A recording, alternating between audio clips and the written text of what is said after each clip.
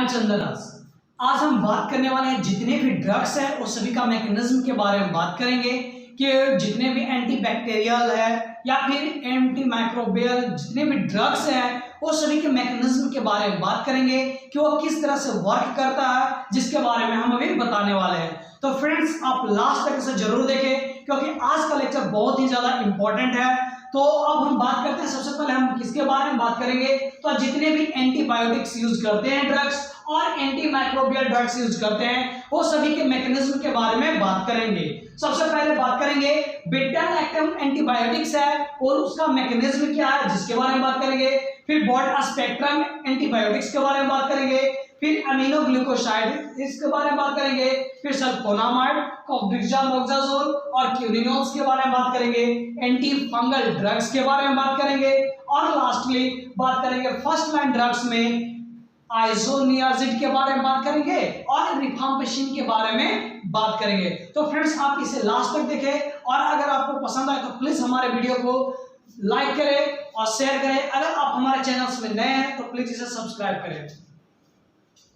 तो friends drugs के mechanism समझने से पहले आपको कुछ सम पॉइंट्स हैं उसके बारे में जानना जरूरी है ताकि हम जब उस टर्म्स को जब हम नाम लें तो आपको तुरंत समझ में आ जाना चाहिए। इसलिए मैं आपको सबसे पहले मैं बताता हूं कि ये कुछ टर्म्स हैं उसके मतलब क्या होते हैं जिसके बारे में मैं बताने वाला हूं। सबसे पहला जो वर्ड मैं यूज करूंगा कभी वो है बैक्टीरियोसाइडल। बैक्टीरियोसाइडल कहने का मतलब जो बैक्टीरिया को पूरी तरह से डेड कर दे, पूरी तरह से मतलब उसको मार दे, डेड कर दे।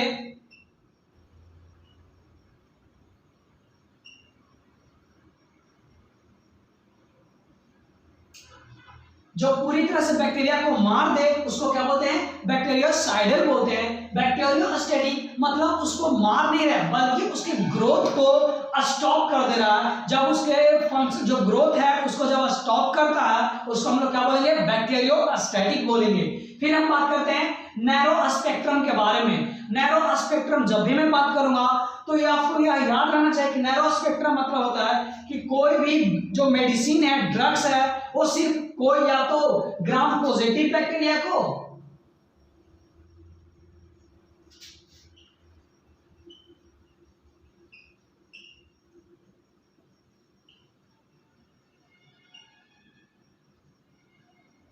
ग्राम पॉजिटिव बैक्टीरिया को मारो या तो ग्राम निगेटिव बैक्टीरिया को मारो। दोनों में से कोई एक बैक्टीरिया पर अगर वो फंक्शन कर रहा तो ऐसे को बोलते हैं नैरो स्पेक्ट्रम बोलते हैं। ओके, फिर हम बात करते हैं ब्रॉड स्पेक्ट्रम के बारे में कि जो दोनों ग्राम पॉजिटिव बैक्टीरिया को पर भी काम करता हो और ग्राम नेगेटिव बैक्टीरिया पर भी काम करता हो। जब दोनों पे जब वर्क करता हो तो ऐसे को क्या बोलते हैं, ब्रॉड स्पेक्ट्रम बोलते हैं। अब हम बात करते हैं पावा के बारे में। पावा का फुल फॉर्म होता है पारा अमीनो बेंजोइक एसिड। तो ये क्या करता है, ये फॉलिक एसिड को सिंथेसिस करने में या हेल्प करता है। तो ये क्या होगा, पावा हम बोलेंगे मतलब ये समझ जाना है कि ये क्या करता है, जो फॉलिक एसिड को सिंथेसिस करने में यहीं से होता है। ओके, फिर हम बात करेंगे फॉलिक एसिड के बारे में। तो फॉलिक एसिड क्या बैक्टीरिया में क्या करता है, उसमें खुद सिंथेसिस करने का कैपेसिटी होता है फॉलिक एसिड का। तो फॉलिक एसिड कहां से सीक्रेट, फॉलिक एसिड जब सीक्रेट और सिंथेसाइज करेगा तभी न्यूक्लिक एसिड का फॉर्मेशन होगा। तो याद रखिएगा कि फॉलिक एसिड सिंथेसिस कहां से होता है, पावा से होता है, पारा अमीनो बेंजोइक एसिड के पास से होता है। फॉलिक एसिड क्या है, तो यह न्यूक्लिक एसिड का सिंथेसिस करने में यह हेल्प करता है। और न्यूक्लिक एसिड क्या है, तो कोई भी जैसे कि सेल है उसको बनने के लिए न्यूक्लिक एसिड की जरूरत होती है। न्यूक्लिक एसिड कुछ भी हो सकता है, या तो वो आरएनए हो सकता है सिंगल स्ट्रैंड, या फिर वो डीएनए हो सकता है। तो न्यूक्लिक एसिड में कुछ भी हो सकता है, या तो आरएनए होगा या तो डीएनए होगा। उसके बाद मैं बात करता हूं पेप्टिडोग्लाइकोजेन के बारे में। तो कोई भी बैक्टीरिया का जो सेल वॉल है वो जो किससे बना होता है, पेप्टिडोग्लाइकोजेन से बना हुआ रहता है। यह कहां से बनता है, तो यह ट्रांसपेप्टिडो बेस से बनता है। ये कहां से होता है, तो यह क्या है, इसको हम लोग ट्रांसपेप्टिडोजेन को हम लोग पेनिसिलिन बाइंडिंग प्रोटीन भी बोलते हैं। तो इतना टर्म्स में फ्रेंड्स आपको कोई दिक्कत नहीं होना चाहिए। बैक्टीरियोसाइडल मतलब पूरी तरह से बैक्टीरिया को डेड कर देता हो उसको बैक्टीरियोसाइडल बोलेंगे। बैक्टीरियोस्टैटिक जो उसके सिर्फ ग्रोथ को रोक रहे हो तो ऐसे को क्या बोलते हैं, बैक्टीरियोस्टैटिक बोलते हैं। नैरो स्पेक्ट्रम, जो सिंगल कोई एक या तो ग्राम पॉजिटिव को मार रहा हो या तो ग्राम नेगेटिव को मार रहा हो, तो ऐसे को नैरो स्पेक्ट्रम बोलते हैं। जब दोनों पर वर्क कर रहा हो, ग्राम पॉजिटिव पे भी वर्क कर रहा हो और ग्राम नेगेटिव पे भी वर्क कर रहा हो, तो ऐसे ड्रग्स को हम क्या बोलते हैं, ये ऐसे चीज को बोलते हैं ब्रॉड स्पेक्ट्रम बोलते हैं। उसके बाद मैंने बात किया पावा के बारे में, पारा एमिनो बेंजोइक एसिड, तो यहीं से फॉलिक एसिड का सिंथेसिस होता है। मैंने क्या बताया, फॉलिक एसिड बैक्टीरिया के ग्रोथ के लिए बहुत ही जरूरी होता है। या इससे किसका सिंथेसिस होता है, या न्यूक्लिक एसिड का सिंथेसिस होता है। फॉलिक एसिड से न्यूक्लिक एसिड का फॉर्मेशन होता है। न्यूक्लिक एसिड क्या है, या तो वो आरएनए हो सकता है या तो वो डीएनए हो सकता है।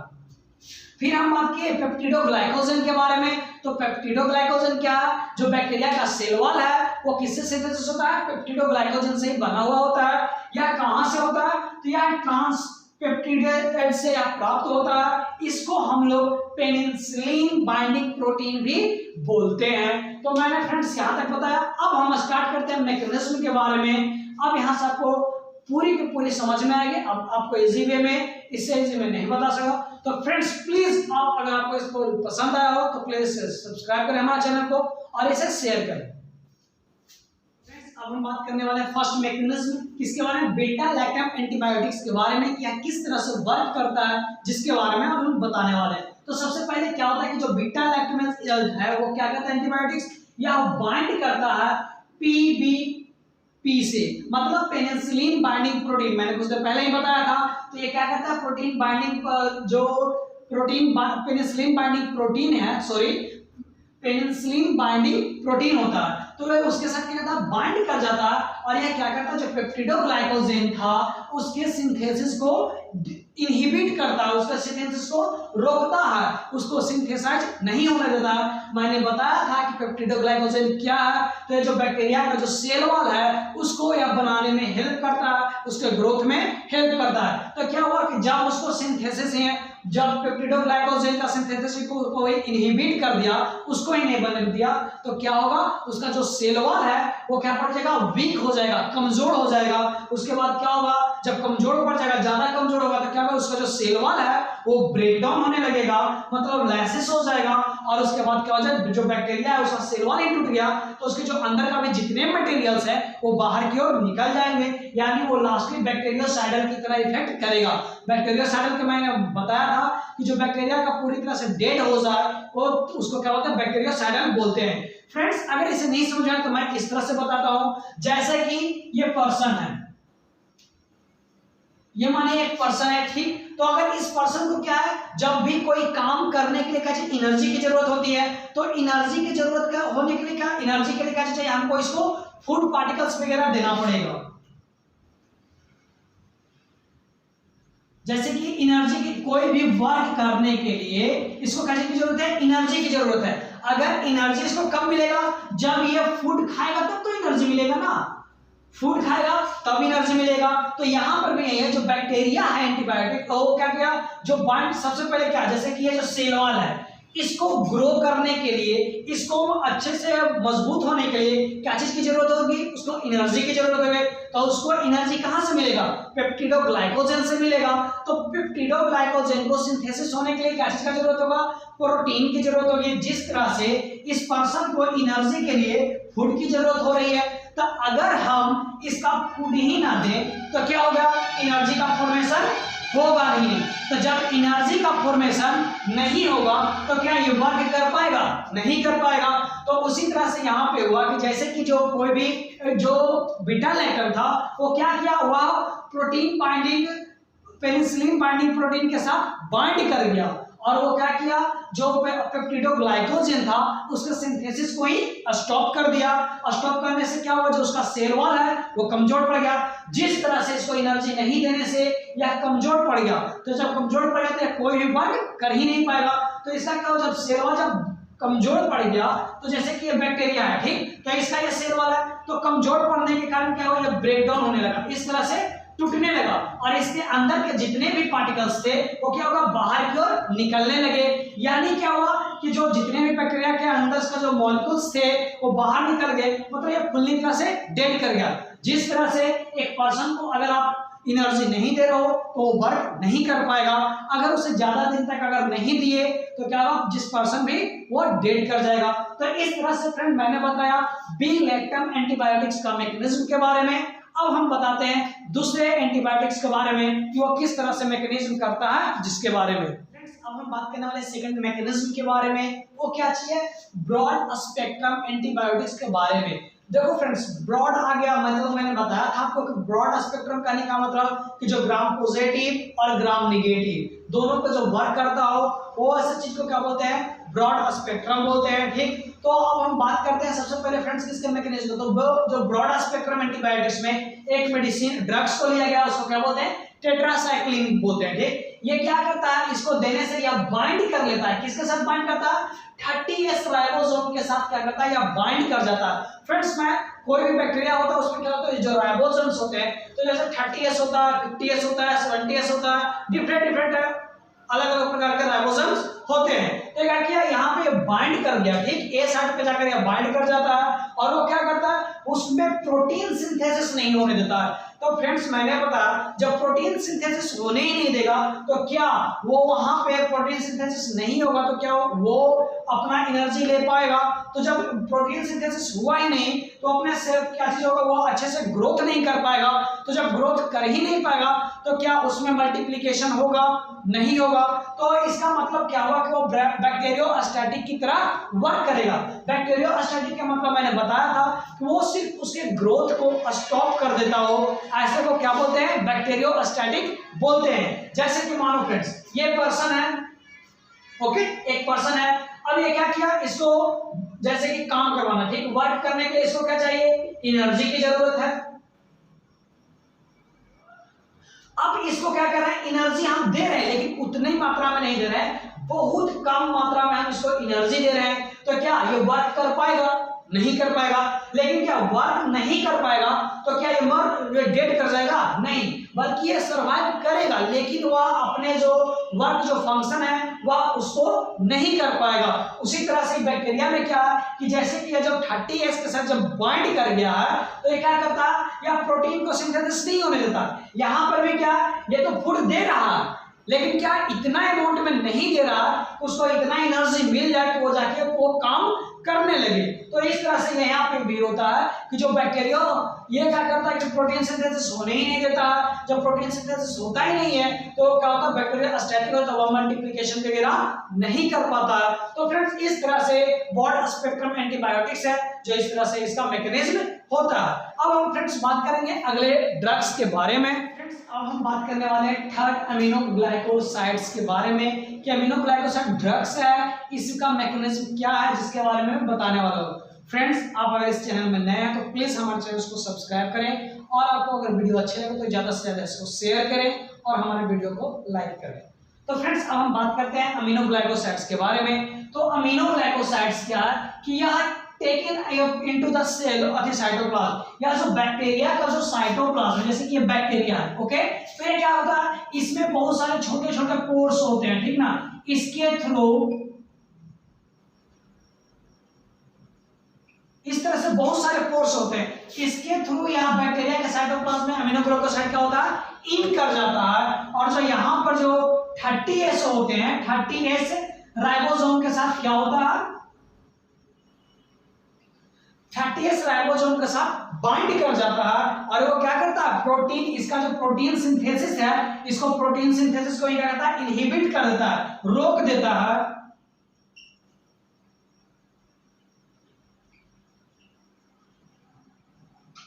या क्या करता है, जो प्रोटीन सिंथेसिस है उसी को स्टॉप कर देता है, जिसके कारण क्या होता है, बैक्टीरियोसाइडल इफेक्ट होता है। बैक्टीरियोसाइडल इफेक्ट मतलब डेड कर जाता है। फ्रेंड्स मैंने अभी बात किया था ब्रॉड स्पेक्ट्रम में, तो ब्रॉड स्पेक्ट्रम में क्या था, उसमें भी बाइंड कर रहा था 30S में, लेकिन कब कर रहा था, वो उसको सेल वॉल में कर रहा था, नहीं कर रहा था। वो क्या हो रहा था कि जैसे कि बैक्टीरिया है, ठीक, तो मानो कि अगर ये क्या है, बैक्टीरिया है, तो ये मानो ये ग्रो कर गया, ग्रो करने के बाद क्या हुआ, अब ये डिवाइड होने लगा, ओके, तो जैसे कि ये बैक्टीरिया हो गया, ये दो हो गया, ठीक से, एक स्ट्रैंड इसमें आ गया, एक स्ट्रैंड इसमें। अब वो ब्रॉड स्पेक्ट्रम क्या था ना कि अब ये इसके साथ आके 30S में आके बाइंड कर जाता था, जिसके कारण क्या होता है, अब ये दोनों में क्या होगा, प्रोटीन सिंथेसिस होगा ही नहीं। तो जब प्रोटीन सिंथेसिस होगा ही नहीं तो क्या इसका मल्टीप्लिकेशन होगा, नहीं होगा। मतलब स्टैटिक की तरह यह वर्क करता था। जो पीछे वाला बॉड स्पेक्ट्रम पढ़े थे उसके बारे में बात किए, तो क्या हुआ, यह तो डेड नहीं किया, बल्कि यह डिवाइड नहीं कर पाया, अपना मल्टीप्लाई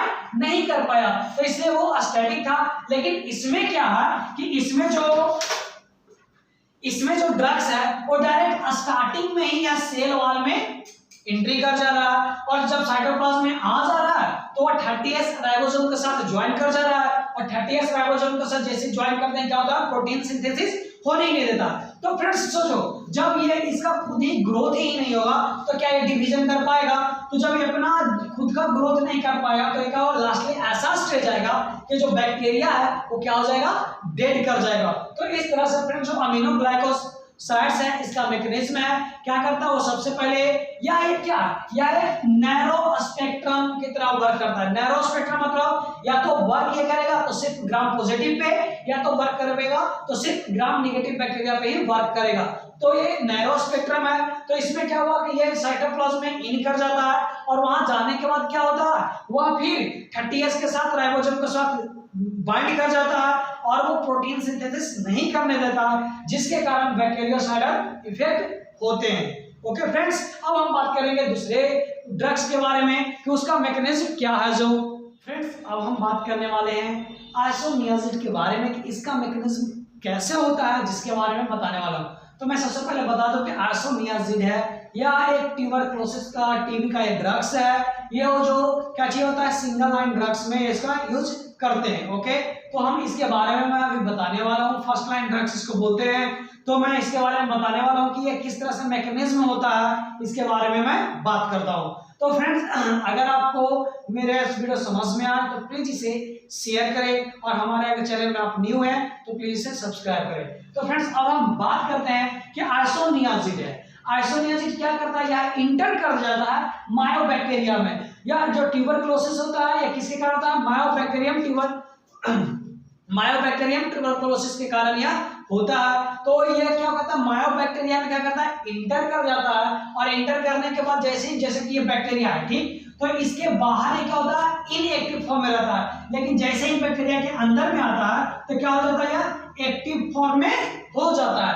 एक्टिव फॉर्म में होने के बाद क्या होता है, यह एंजाइम्स के साथ क्या करता है, बाइंड कर जाता है, और बाइंड करने के बाद क्या होता है, जो माइकोलिक एसिड सिंथेसिस है, जो क्या करता है, जो मायोबैक्टीरियम ट्यूबरक्लोसिस है उसको मतलब ग्रोथ करने में, उसको मल्टीप्लाई करने में बहुत ही हेल्प करता है। तो क्या करता है, जो माइकोलिक एसिड सिंथेसिस है उसी को डिक्रीज कर देता है। जब माइकोलिक सिंथेसिस है, एसिड जो सिंथेसिस है यही जब कम होने लगेगा तो क्या होगा, जब स्टॉप कर देगा उसको तो क्या होगा, उसका जो सेल वॉल है वो कमजोर पड़ जाएगा, और जब कमजोर पड़ जाएगा तो बैक्टीरिया के जो अंदर का जितने भी जो बचे हुए हैं वो क्या होता है, वो बाहर निकल जाते हैं, और क्या होता है, वो बैक्टीरिया पूरी तरह से डेड कर जाता है। जैसे कि मैं फ्रेंड्स आपको बताने वाला हूं कि जैसे कि क्या हुआ, जो मायोबैक्टीरियम है इंटर्स क्या गया, या जो मानो कि ये मायोबैक्टीरिया है, ठीक, ये क्या हो गया, मायोबैक्टीरिया है, ठीक। हमने क्या किया, आइसोनियाजिड मैंने दिया, ये क्या हुआ, जब जैसे ही बैक्टीरिया में आया तो क्या हुआ, एक्टिव फॉर्म में हो गया। एक्टिव फॉर्म में होने के बाद क्या हुआ, मानो कि ये एंजाइम्स है, ठीक, तो ये क्या किया, एंजाइम्स के साथ ये बाइंड कर दिया। देखो ये देखो ये क्या कर दिया, बाइंड कर दिया।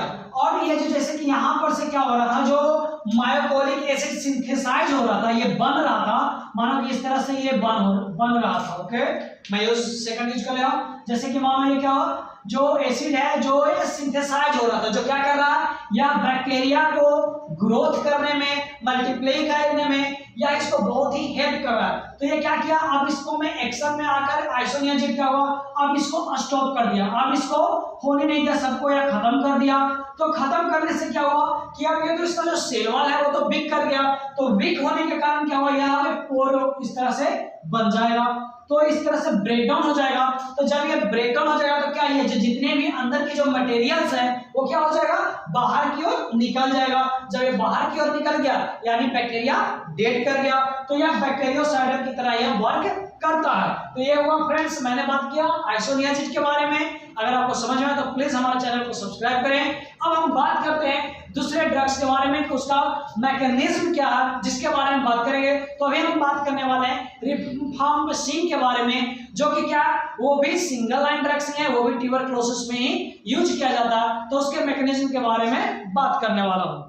तो फ्रेंड्स अब हम बात करेंगे रिफाम्पिसिन के बारे में कि रिफाम्पिसिन क्या है, इसका मैकेनिज्म इसके बारे में बताने वाला हूं। तो क्या होता है, रिफाम्पिसिन है वो क्या करता है, जो डीएनए हो चाहे आरएनए, जैसे कि मानो कि ये बैक्टीरिया है, ओके, अगर ये डीएनए है तो ये क्या करता है, डीएनए के साथ क्या करेगा, वो बाइंड कर जाएगा। अगर आरएनए है तो ये आरएनए के साथ क्या कर जाएगा, यहाँ पे बाइंड कर जाएगा, और बाइंड करने के बाद क्या करेगा, यह जो आरएनए सिंथेसिस को ही इसको ही सिंथेसाइज इसको ही बनने नहीं देगा, इसी को ही क्या करेगा, स्टॉप कर देगा। तो जब फ्रेंड्स जब क्या होगा, जब कहीं भी हमने बताया था कि जो न्यूक्लिक एसिड है, तो मैंने बोला कि वो आरएनए हो सकता है, वो डीएनए हो सकता है, वो कोई भी बैक्टीरिया के लिए, उनके ग्रोथ के लिए या फिर उसके मल्टीप्लिकेशन में बहुत ही बड़ा हेल्प करता है। तो क्या वो ये जो मेन ही चीज है, इसी का अगर इनहिबिट हो जाए, इसी का स्टॉप हो जाए, इसी में अगर ग्रोथ नहीं होगा तो क्या वो बैक्टीरिया रह पाएगा, नहीं रह पाएगा, वो डेड कर जाएगा।